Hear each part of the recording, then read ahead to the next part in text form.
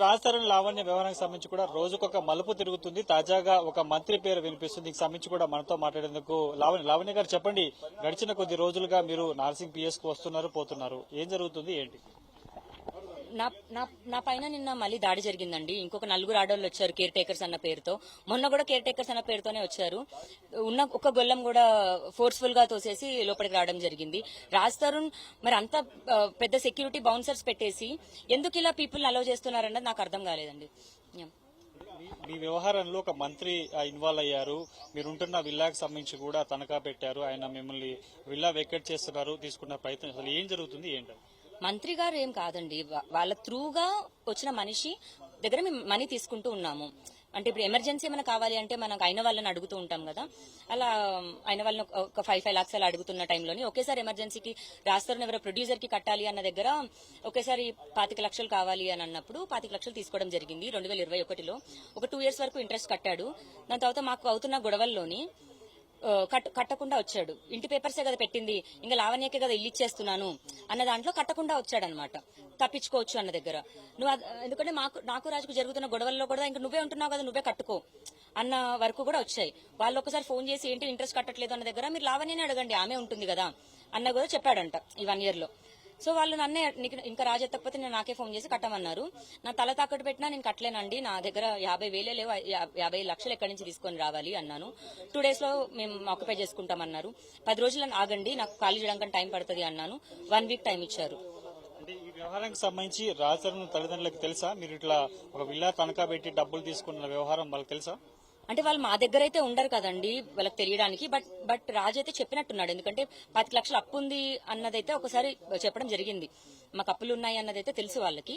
And ఇప్పుడైతే నేను చెప్పే వచ్చాను, ఎందుకంటే నేను కాల్ వచ్చినప్పుడు కూడా ఇమీడియట్ గా నేను పైకి వెళ్ళి నేను రాత్రి అంకుల్ ఇలా కాల్ వచ్చింది, మీరు చేసిన ఒక ఆవేశం వల్ల మనం ఇప్పుడు సమాధానం చెప్పుకోలేకుండా అయ్యింది చూసారా పరిస్థితి అన్నాను. అలా బ్లాంక్ ఫేస్ తీసుకొని ఉన్నారు. కొద్ది రోజుల క్రితం రాజధానికి సంబంధించిన పేరెంట్స్ వచ్చారు, మీ ఇంట్లో ఉంటున్నారు, వాళ్ళు కూడా ఉండేందుకు మీరు ఒప్పుకున్నారని తెలిసింది. మళ్ళీ ఎందుకు వివాదానికి సంబంధించి పిఎస్కి వచ్చారు? నిన్న రాత్రి మళ్ళీ ఇంకొక 4 కేర్ టేకర్స్ అని వచ్చారండి. ఇప్పుడు అంకుల్ ఒక్కరు బాత్రూమ్ కో దీనికో లెగడానికి అవసరం ఉన్నప్పుడు ఒక మనిషి అయితే సరిపోతారు. 4 మనుషులు పోనీ వాళ్ళు రావడం అటాకింగ్ వచ్చినప్పుడు అర్ధరాత్రి తలుపులు కూడా ఇప్పుడు లేవు లాక్ చేసుకోవడానికి. మా ఇంట్లో ఇప్పుడు మమ్మల్ని పోషిస్తుందంతా నా తండ్రి ఎన్ని రోజులు నన్ను కాపలా కాస్తూ కూర్చుంటాడు. వాళ్ళు మరి దాడికి చేయడానికే వస్తున్నారు, కబ్జా చేస్తున్నారో మరి ఏం చేస్తున్నారో నాకు తెలియదు.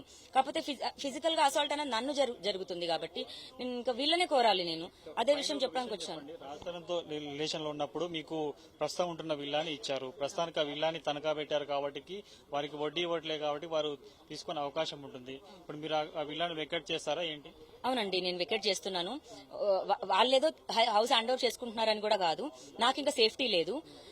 నేను వాళ్ళు ఎలా 1 week టైం ఇచ్చారు, నేను ప్లేస్ చూసాను. ఒక 3 days లో నేను వెకేట్ చేసేసి ఒక 1 week లో మొత్తం హ్యాండ్ ఓవర్ చేసేస్తాను. ఎందుకంటే పెట్స్ తో వెళ్ళాలి కాబట్టి పెట్స్ కి సంబంధించి మేము కన్స్ట్రక్ట్ చేసుకోవాలి. ఒక 4 రోజులైనా టైం పడుతుంది, ఎంత స్పీడప్ చేసినా సరే. నేను నా పనులు అయిపోయాక షిఫ్ట్ అయిపోతాను. గత కొద్ది నెలలుగా మీరు రాజధాని వ్యవహారానికి సంబంధించి కూడా చాలా ఫైట్ చేస్తున్నారు. ఇప్పుడు ఆయన ఇచ్చిన విల్లాలో ఉండట్లేదు, ఎక్కడో సీక్రెట్ ప్లేస్ ఉంటారు, ఆ మీద ఫైట్ చేస్తారా? ఎట్లా ఉండబోతుంది భవిష్యత్ కార్యాచరణ? ఏం చేయబోతున్నారు? ఇప్పుడు మస్తాన్ సాయి అనే అబ్బాయి ఎలా అయితే చర్యలు తీసుకోవడం జరిగిందో, చట్టం ఎవరికి చుట్టం కాదు. అది హీరో అయినా సరే నేను రాజ్ తరుణ్ పైన అగేన్స్ట్ గా కూడా ఫైట్ చేసింది. అందుకే ఖచ్చితంగా రాజ్ తరుణ్ దీని వెనకాల కారణం. నాకు జరిగిన ఆ అవమానానికి అసాల్ట్ కి రాజ్ తరుణే కారణం అయితే రాజ్ తరుణ్ కి కూడా కేవలం చట్టపరంగా ఏమున్నాయో అవన్నీ కూడా జరగాలి. కోర్టు మెట్లు రాజ్ తరుణ్ కూడా ఎక్కాలి. హీరో అయినా సరే తనైనా ఎక్కాలి. ఇప్పుడు మా పైన కేసు ఉన్నప్పటికీ మేమే వెళ్తున్నాం హియరింగ్స్ అన్నిటికీ. రాజ్ తరుణ్ ఎందుకు వెళ్ళకూడదు? అంటే హీరో అయితే వెళ్ళకూడదా? ఎవరైనా సరే వెళ్ళాలి. కోర్టు ఎవరికైనా సేమ్ ఉండాలి. నేను ఆ రైట్స్ కోసమే ఫైట్ చేశాను. నేను ఖచ్చితంగా లీగల్ గా వెళ్తే వస్తానండి. రాజ్ తరుణ్ మీకు ఒక విల్లా ఇచ్చారు, ఆ విల్లాని కొన్ని కారణాల వల్ల మీరు వెకేట్ చేస్తున్నారు. ఇప్పుడు ఆ విల్లాని వెకేట్ చేస్తే మీకు ఆయనకు సంబంధించిన ఎఫర్ట్ కావచ్చు, మీ పేరు మీకు ఇచ్చినది కూడా పోతుంది కాబట్టి ఎట్లా దీనికి సంబంధించి ఎట్లా ఫైట్ చేయబోతున్నారు, ఏం చేయబోతున్నారు? ఇప్పుడు వాళ్ళు జస్ట్ ఆక్యుపై మాత్రమే చేస్తున్నారు కదండి, పర్మనెంట్ గా అయితే తీసుకుంటారనేది నేను అనుకోవట్లేదు. కాకపోతే కేసు క్లియర్ అయ్యే టైంకి ఖచ్చితంగా అంటే తిరిగి ఆ విల్లా మళ్ళీ మీకు వస్తుందని ఒక నమ్మకం ఉందా? ఎవరికి చెందితే వాళ్ళకి వస్తుందండి.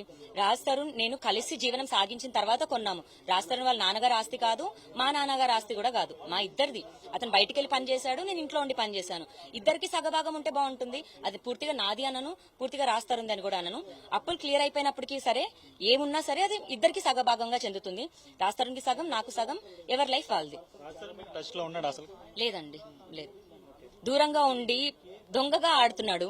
మగాడివి, హీరో అంటున్నావు, రియల్ లైఫ్ హీరో కాదు, రియల్ లైఫ్ హీరో కావు. ఒక్క ఆడదాని జీవితంలో ఇంత శత్రుత్వం చేపిస్తున్నావు రాజ్.